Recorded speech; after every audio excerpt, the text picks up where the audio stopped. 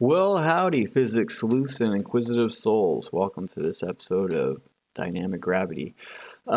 Today, we are going to explain how dynamic gravity deals with, wait for it, dark energy. Mwahahaha. Yeah, sorry, couldn't resist. Yeah, it's really not a hard concept. The hardest concept is understanding the dynamic interactions that gravity has with celestial bodies, according to dynamic gravity. Uh, Pretty much any normal gravitational interaction, you have a celestial body and, like, a pen or a cat or something. And it doesn't, the cat doesn't have a strong enough gravitational field emanating from it to repel the field coming out of the celestial body. So it just gets sucked in. But when you have two celestial bodies, what ends up happening is both of them are pumping out this very powerful gravitational field, which is the positive, associated with the positive charge. And it's attracting all of the electrons, the leptons. That's what it's really attracting, are leptons. And that's the negative charge of the field. And so anything that has electrons, which is all known matter, except for the unpaired proton, which we cannot measure because it's too unstable, is going to get sucked in. But when you have two celestial bodies emanating fields, what's going to happen is you're going to have something more like this, where you're going to have, I guess I can't highlight it. You're going to have two celestial bodies. They're going to be repelling each other. And they're also going to be pulling on each other as well, because they're filled with electrons. So it's going to be pulling, but yet it's going to have a repulsion in that too. And how much it repels versus how much it pulls depends on how close the two celestial bodies are together.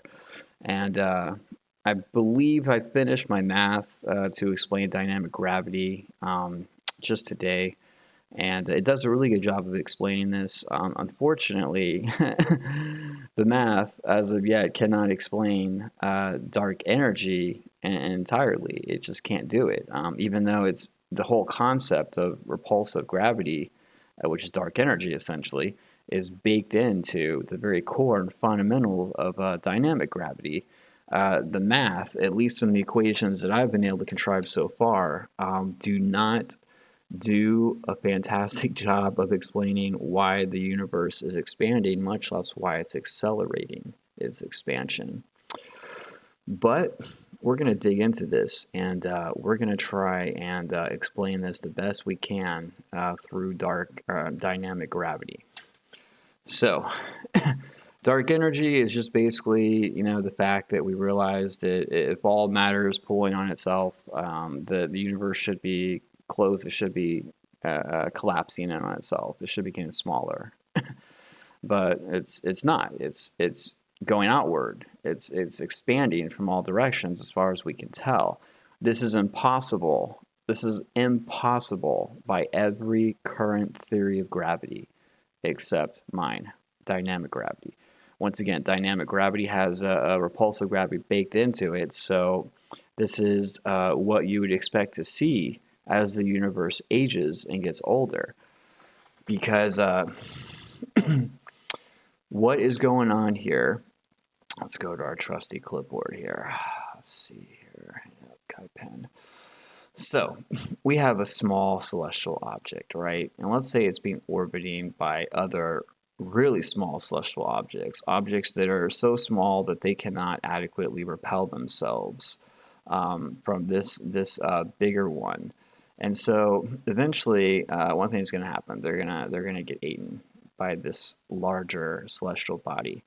Now, normally celestial bodies don't get eaten by each other unless one is incredibly much larger, like, say, I don't know, a black hole, or specifically, even more to the point, what we're going for, a galactic core, a supermassive galactic core black hole, like found in the Milky Way, and every single galaxy, as far as we can tell, has one. So this is a crucial part of galaxy formation, is having a giant black hole in the center keeping everything together. And my last video, I alluded kind of to what that happens going on with that, with explaining dark matter. Now we're going to go into dark energy. So these super massive galactic black holes are going to be eating all of these objects, right? They're just gonna eat them, gobble them, and make them theirs, even the arrow too, as time goes on, because these might be just like regular stars. And compared to the gravity of a black hole, they don't have enough repulsive power to not get eaten by that after a long period of time. So, as the black hole devours all the stars and planets and everything, all matter near it, it will grow. And it will keep growing. And as it grows, guess what happens? The field that it is emanating, the gravitational field, because gravity is a field, and dynamic gravity, that's how it behaves, just like a magnetic field. In fact, they share the exact same carrier particle, the virtual photon, which is why they behave so similarly, why they're almost identical, indistinguishable between how a magnet pulls on iron versus how a planet pulls on you. It's almost, it feels like the exact same type of force, doesn't it? Because it's using the same carrier particle. That's why. It's just manifesting itself in different ways. They're like brother and sister forces. So, as the black hole consumes and gets larger and larger, it's going to create a larger and larger positive field that's creating gravity. Just going to keep growing. As the black hole grows, it's going to keep growing and growing and growing. Now, let's say there's another black hole, like say Andromeda's black hole, even though that's probably not a good example because it's actually heading towards us. So it's one of the few exceptions to dark energy. But, you know, let's say we got two galaxies together, right? And the galactic cores are feeding, as they always do, and they're making out larger and larger fields, gravitational fields, which means there's going to come a point when these gravitational fields, you know, I mean, gravity is an infinite force, but it falls off pretty rapidly. But it is infinite. It will go on forever. These will interact with every black hole in the whole universe on one level or another. So as they grow, their fields are going to grow. And the repulsive power that they share is going to grow, which is going to move it further away. It's going to slowly get further and further away as they get larger and larger to find equilibrium. Everything in the universe loves to be in equilibrium. It's like a law of thermodynamics, and it's just how everything works. There are very few exceptions to this, and maybe none. I'm just talking right now. But so, as these black holes feed, they get larger and larger, put out a more stronger gravitational field, a stronger positive field, and they interact with each other, and they generate force, which pushes them further and further away from each other. They both go further and further away. So this is how, this is why the universe is expanding. It's not because there's anything called space-time that we magically can't, you know, measure, detect in any laboratory or any experiment, and it's just magically expanding on itself, from itself, like pixie dust being sprinkled out, and it's just making this happen. This is fantasy. This is not what's going on. The fields getting larger and interacting themselves. That's what's going on. That's what's causing dark energy. Now, I gotta tell you guys, I have worked out some math for my theory.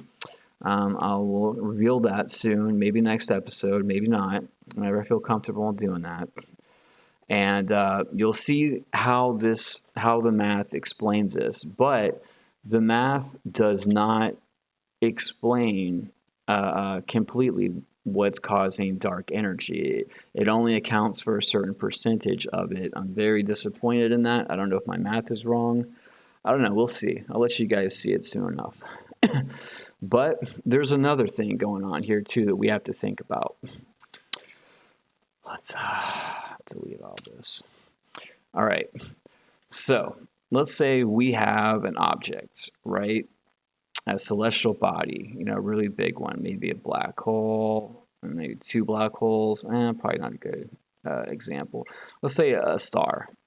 And this star is being orbited by smaller planets that are going around it, say this direction, because it's spinning this direction. And that's the way fields work. So we have an object that is now spinning, all right? It is rotating around its parent object, the star that this planet is orbiting around.